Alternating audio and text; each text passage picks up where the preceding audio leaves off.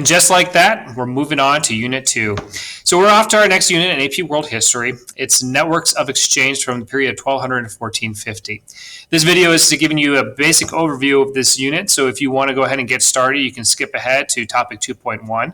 But this is going to tell you a little bit about how much this section of this unit will be worth on the test in May, as well as the area of comparison as far as the skill we're going to focus on in the course of this assignment. So, just a brief overview. Most of our Unit 2 is going to concentrate on the trade networks of the post-classical period. Also Mongols, and this is something I'm looking forward to very much talking about.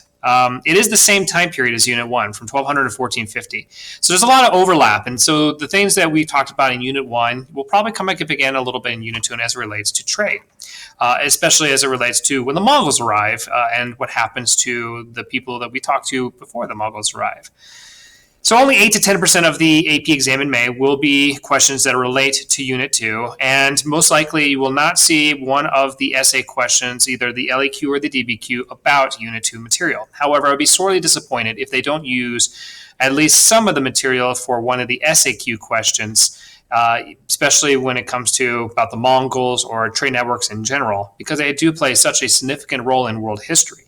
I know for a lot of people who study world history and such, as a hobby, they don't tend to focus on the trade networks, but they have such a huge impact on Afro-Eurasia in particular, where they do exist. And so that's why we concentrate on things like that. We're talking about the big picture of world history. Trade plays a big part.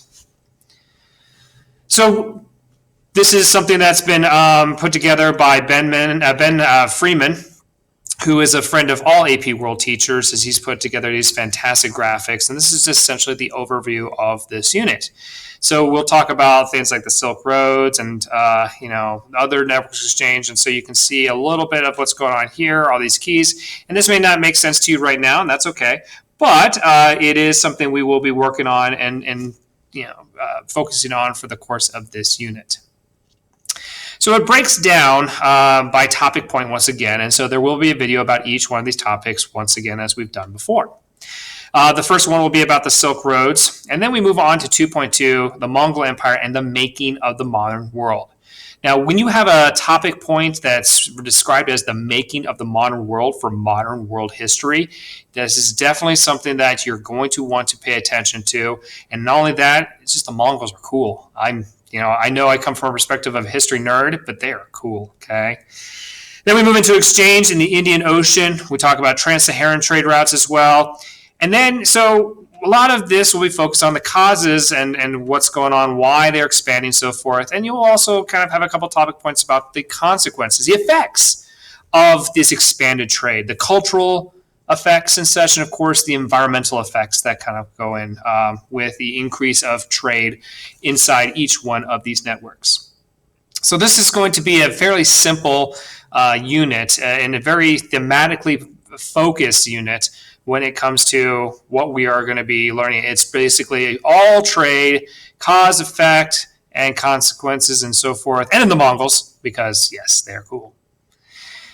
Similar to the last unit set of lectures or PowerPoints, these are the helpful hints that help you understand what is being said on the PowerPoints. The things in red are the language from the College Board, once again, the illustrative examples, standards of understanding.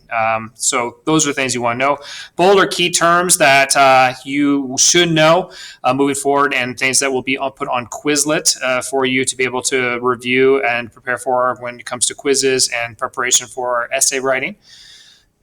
Underlines are basically, those clue words and such as we go through the PowerPoints and such. When the standards are presented, here are the clues. This is a thing that there was cause. This is something that was effect, some change, continuity, whatever it is. So it's kind of underlining those clue words that are asking you to focus on a particular historical thinking skill in any of the standards, okay?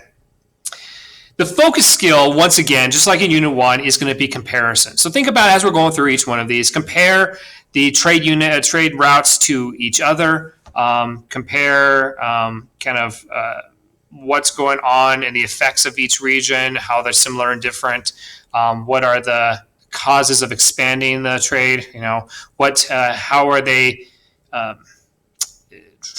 What am I trying to say? How are they dealing with the environmental challenges, similar to it and different from each other? So those are the things you're going to want to pay attention to as we're going through this unit, okay? So that's really just a breakdown of Unit 1. And if you've already skipped this video, you're probably on 2.1, but if you're not, that's where you're going next. So 2.1, the Silk Roads, that is our next video. So go ahead and hop on there and get started.